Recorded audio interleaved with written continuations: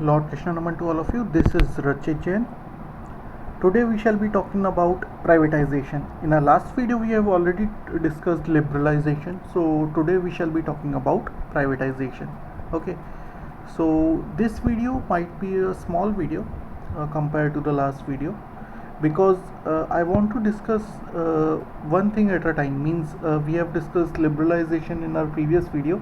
Today we shall be discussing only privatization, and globalization and other things will be discussed in our next video. Okay, so let's talk about privatization. So what is privatization? So privatization is the process of involving the private sector in the ownership of operations of a state owned enterprise. What does it mean?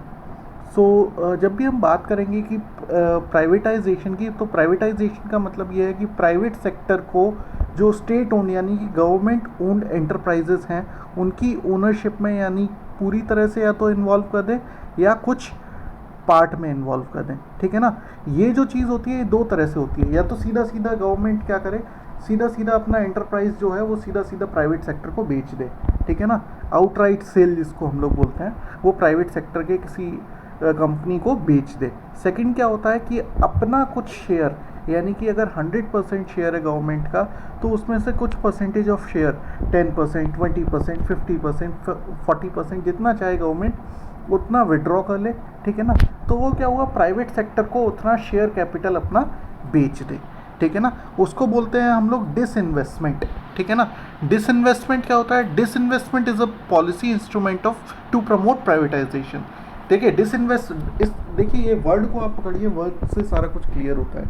Disinvestment यानी कि एक तो investment होता है किसी चीज़ में पैसा लगाना, डिसइन्वेस्टमेंट जो लगाया हुआ पैसा है उसको खींचना. ठीक है ना. इसका मतलब क्या होता है कि जो पब्लिक सेक्टर यूनिट्स हैं यानी कि जो गवर्नमेंट ओन्ड यूनिट्स हैं उनमें से कुछ पैसा गवर्नमेंट निकाल ले. ठीक है ना. अगर हम बात करें कि डिसइन्वेस्टमेंट के लिए क्या एक आर्ग्यूमेंट देती है गवर्नमेंट, वो सेम है कि जो प्राइवेटाइजेशन के लिए, यानी कि इसमें जो चीज़ें बेनिफिट्स होती हैं वो ये होते हैं कि प्राइवेटाइजेशन में कि एफिशिएंसी अच्छी होती है. ठीक है ना. क्योंकि प्राइवेट सेक्टर में लोग ज़्यादा अच्छे से काम करते हैं. ठीक है.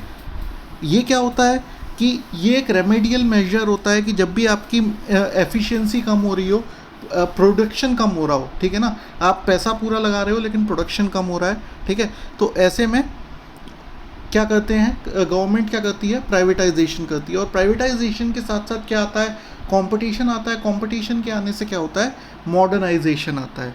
ठीक है ना. अगर हम बात करें तो ये एक जो डिसइन्वेस्टमेंट है, ये एक जो फिस्कल डेफिसिट यानी कि अगर वित्तीय घाटा हो रहा है गवर्नमेंट को, तो उसको भी क्योर करने का एक तरीका है. अब हम लोग बात करते हैं कि प्राइवेटाइजेशन की ज़रूरत क्यों पड़ी थी. ठीक है. तो सबसे पहले हम बात करते हैं कि स्टार्टिंग में अगर हम बात करते हैं तो सेकंड 5 ईयर प्लान में अगर हम देखते हैं तो 1956 में क्या हुआ था कि इंडस्ट्रियल सेक्टर जो था हमारा, तो मेन रोल उसमें किसको दिया गया था, गवर्नमेंट को, यानी कि PSUs को. ठीक है ना. और इसमें कोई डाउट नहीं है, जो IPR के अंदर जो PSUs थे उन्होंने जो ग्रोथ दिखाई थी स्टार्टिंग में बहुत अच्छी दिखाई थी. ठीक है ना. अगर हम बात करते हैं कि PSUs ने जो डाइवर्सिफिकेशन किया था इंडस्ट्रीज़ का, यानी कि जो शिफ्ट हुआ था एग्रीकल्चर से इंडस्ट्री की तरफ, जो भी पॉपुलेशन शिफ्ट हुई थी वो PSUs की वजह से ही मेनली हुई थी. प्राइवेट सेक्टर बहुत कम था, PSUs ही सबसे ज़्यादा थे. ठीक है ना. अगर बात करें कि PSUs की वजह से ही क्या हुआ था, एक स्ट्रक्चरल ट्रांसफॉर्मेशन आया था. ठीक है ना. हमारी GDP में स्ट्रक्चरल ट्रांसफॉर्मेशन की जब हम लोग बात करते हैं तो वो कब होता है कि जब लोग एग्रीकल्चर से निकल के इंडस्ट्री की तरफ आते हैं. ठीक है ना. उसको हम लोग क्या बोलते हैं, स्ट्रक्चरल ट्रांसफॉर्मेशन. ठीक है ना. अगर हम बात करें तो कंट्रीब्यूशन जो था इंडस्ट्री का GDP में काफ़ी बढ़ गया था. ठीक है ना. अगर हम लोग बात करें कि PSUs जो थी हमारी, उन्होंने हमें एक बहुत सिग्निफिकेंट चीज़ दी जिसको आज के टाइम पे हम लोग नवरत्न कंपनियों के नाम से जानते हैं. पहले सिर्फ 9 ऐसी कंपनियां हुआ करती थी, लेकिन आज के टाइम पे ऐसी लगभग 16 कंपनी हैं जिनको हम लोग नवरत्न कंपनियां, नवरत्न फिर एक टाइटल बन गया. पहले 9 कंपनी थी इसलिए नवरत्न बोल दिया. ठीक है. लेकिन आज के टाइम पे 16 हैं, तो लेकिन आज भी उनको हम लोग नवरत्न के नाम से ही जानते हैं. ठीक है ना. उसके बाद महारत्न कंपनी आई और फिर मिनी रत्न कंपनी आई. इनके बारे में हम लोग आगे बात करेंगे. ठीक है. अगर हम लोग बात करें तो मोस्ट पॉपुलर जो पब्लिक सेक्टर कंपनीज थी ठीक है ना, वो क्या हुआ, वो एक सोशल डेड वेट बन गई, यानी कि वहाँ पे क्या हुआ, वहाँ पे सबसे ज़्यादा करप्शन आ गया, ठीक है ना। क्या हुआ, वहाँ पे जो मतलब लीकेजेस थी वो बहुत बढ़ गई, पिलफ्रेजेस थे वो बहुत बढ़ गए। मतलब लीकेज पिलफ्रेज से मतलब क्या होता है कि वहाँ पे करप्शन बहुत ज़्यादा बढ़ गया, ठीक है। और जो पैसा पब्लिक के लिए दिया जाता था, पब्लिक तक ना पहुँच के बीच में पैसा खाया जाने लगा। लीकेज उसे ही तो कहते हैं कि अगर आप एक पाइप में देखें तो पानी चल रहा है और बीच में से अगर टपकने लगे तो उसको लीकेज बोलते हैं ना, ठीक है। तो क्या हुआ, पानी जितना नल के थ्रू निकलना चाहिए था वो थोड़ा पानी रास्ते में ही गिर गया, ठीक है। तो क्या हुआ कि यहाँ पे जो ज़्यादातर कंपनीज थी वो गवर्नमेंट ने बेचने का फ़ैसला लिया, लेकिन नवरत्न को छोड़ के, ठीक है ना। नवरत्न कंपनियाँ जो थी वो गवर्नमेंट ने रिटेन की, ठीक है ना।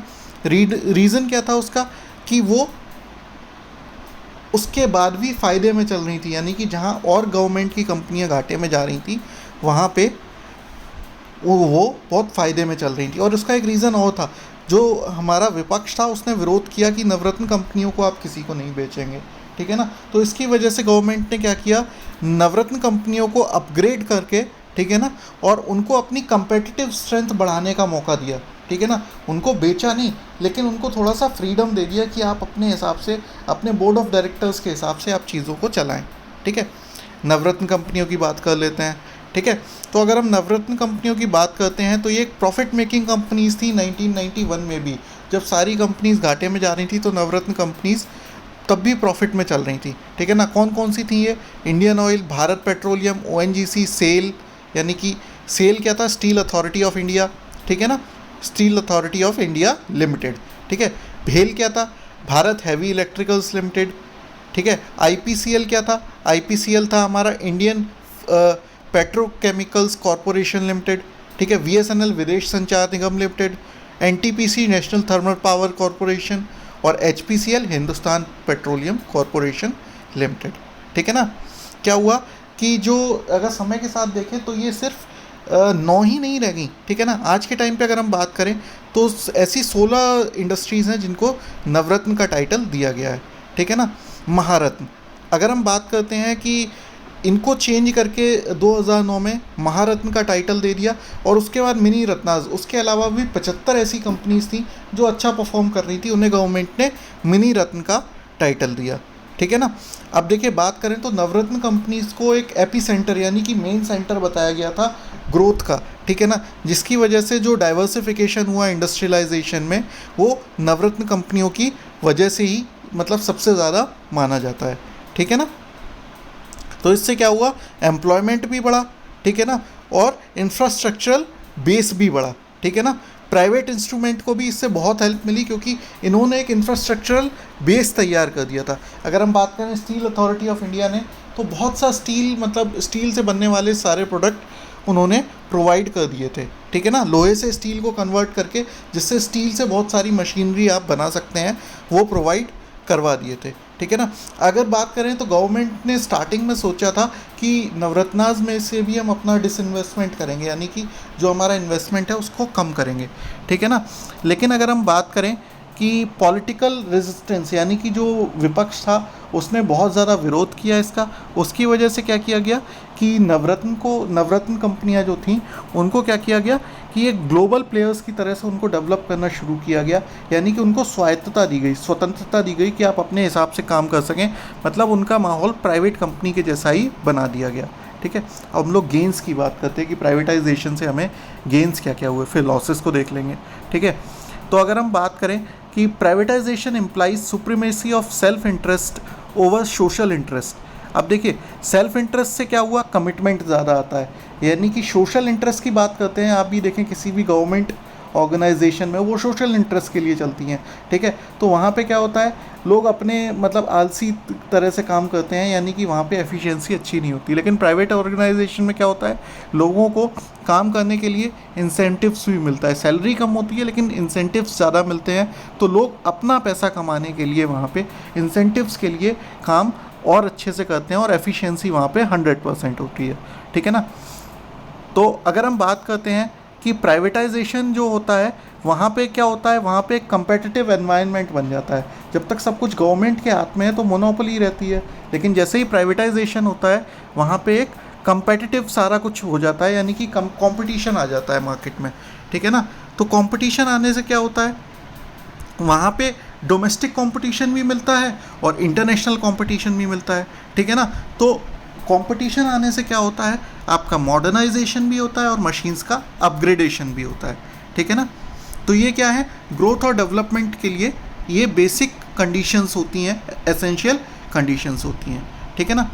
अगर हम बात करें कि जो प्राइवेटाइजेशन होता है वो क्या करता है कि प्रोडक्शन को डाइवर्सिफाई कर देता है, ठीक है ना। यानी कि जो कंज्यूमर है, कंज्यूमर को ध्यान में रख के यहाँ पे सारा कुछ किया जाता है, ठीक है ना। यहाँ पे क्या होता है कि लेट्स से कि अगर हम लोग देखते हैं कि टेलीकॉम सेक्टर में, ठीक है, टेलीकॉम सेक्टर में जब तक सिर्फ गवर्नमेंट के हाथ में सारा कुछ था, तो दूरभाष केंद्र के नाम से एक संस्था चलती थी, BSNL, जिसको आज के टाइम पे हम लोग जानते हैं, ठीक है। तो क्या होता था कि वो अपने हिसाब से ही सारी चीज़ें निकालते थे, वैसे ही चीज़ें चलती थी।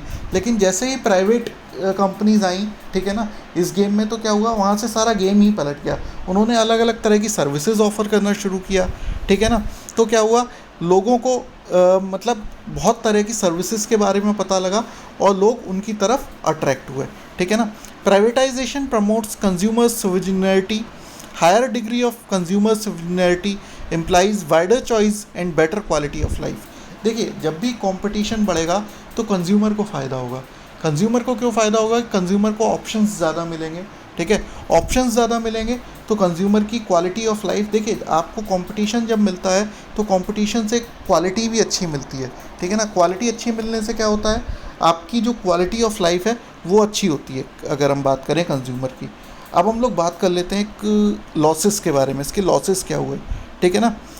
अगर हम बात करें कि सोशलिस्टिक पैटर्न, यानी कि सभी के बारे में सोचने वाला पैटर्न जो होता है वो प्राइवेटाइजेशन से कम होता जाता है या ख़त्म होता जाता है। सिर्फ वो किताबों में रह जाता है कि हाँ गवर्नमेंट कर रही है लोगों के लिए, लेकिन बेसिकली प्राइवेट कंपनीज़ का मेन मोटो होता है प्रॉफिट कमाना, ना कि जनता की सेवा करना, ठीक है ना। तो क्या होता है कि प्रैक्टिकल रेलिवेंस जो होता है, तो उसका क्या होता है कि प्रैक्टिकल रेलिवेंस किसका रह जाता है, प्रॉफिट कमाने का, ना कि लोगों की भलाई का, ठीक है।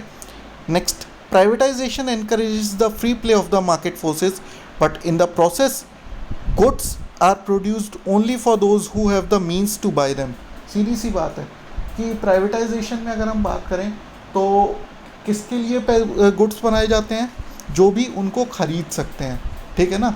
अगर हम बात करें 50,000 रुपये का फ़ोन है तो ऐसा नहीं है किसी गरीब को दे रहे होंगे वो, ठीक है। जो 50,000 रुपये दे के ख़रीद सकता है उसी के लिए वो बना रहे हैं, ठीक है ना।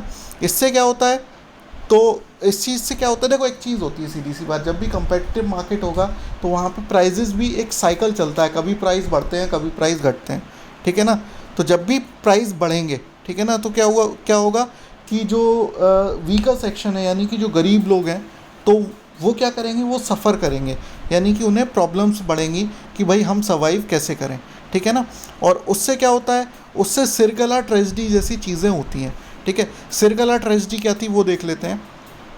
इसमें क्या हुआ था कि सिरगला एक आंध्र प्रदेश में एक छोटा सा गांव या शहर आप लोग बोल सकते हैं, ठीक है ना। वहाँ पे पावरलूम इंडस्ट्री होती थी, ठीक है ना। पावरलूम इंडस्ट्री में क्या हुआ कि वहाँ पे जो उनका लोगों का मेन सोर्स था, यानी कि जीविका कमाने का मेन सोर्स था, वो यही इंडस्ट्री थी, ठीक है ना।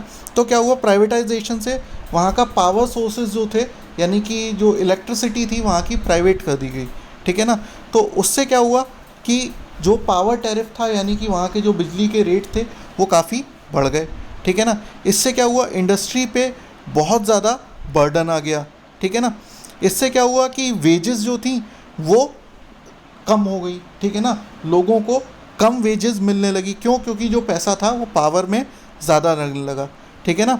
अब बात करें कि जो प्रोडक्शन था वो भी कम हो गया, क्यों, क्योंकि जब भाई अगर महंगा आपको बिजली मिलेगी तो आप क्या ज़्यादा कोई माल बनाएंगे, नहीं बनाएंगे ना, ठीक है। तो क्या हुआ कि वहाँ पे क्या हुआ, वहाँ पे फिर प्रोडक्शन कम हुआ तो लोगों को बाहर किया गया जॉब से, ठीक है ना। तो जब लोगों को बाहर किया गया तो वर्कर्स क्या करते, बहुत सारे वर्कर्स ने वहाँ पे सुसाइड किया, लगभग 50 से ज़्यादा वर्कर्स ने इसको देखते हुए सुसाइड कमिट कर लिया, ठीक है ना। तो ये एक बहुत बड़ा लॉस था प्राइवेटाइजेशन का, ठीक है।